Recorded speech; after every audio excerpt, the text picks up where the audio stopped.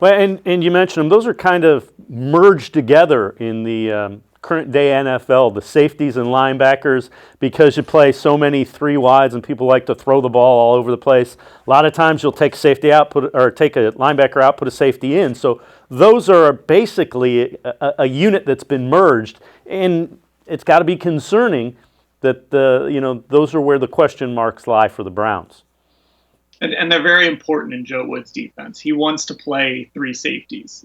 I think we will see a lot of two linebacker sets. I mean, safety is a really important position, so they've got to have a guy that can do all those different things and create some problems. You can take a linebacker off the field, put a safety out there, like you said. Those are important positions, but safety is the really big one because he wants to use his safeties. That's where you really find the versatility. And again, that's where Delpit was supposed to be, and now he's not there.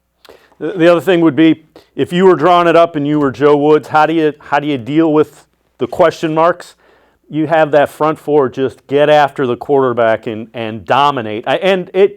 There's the talent there, but it was kind of, you couldn't figure out why that defense up front didn't dominate last year the way it was expected to. And it starts with Myles Garrett. Myles Garrett is obviously a wrecking ball of a defensive end, and I think he can be even better than what we've seen. I think there's plays he could finish that he didn't finish last year. This is a guy that wants to be Defensive Player of the Year, and when you think of guys that have won that award, you think of watching the Rams, and all you ever see is 99 Aaron Donald. You think of watching the Texans when J.J. Watt was winning those awards, and you saw him, it seemed like, almost every play.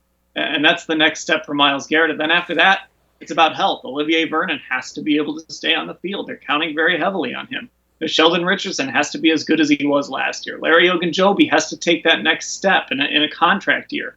It's really just about those guys getting better and being just a little bit better than they were last year. And that's when that front four can be great.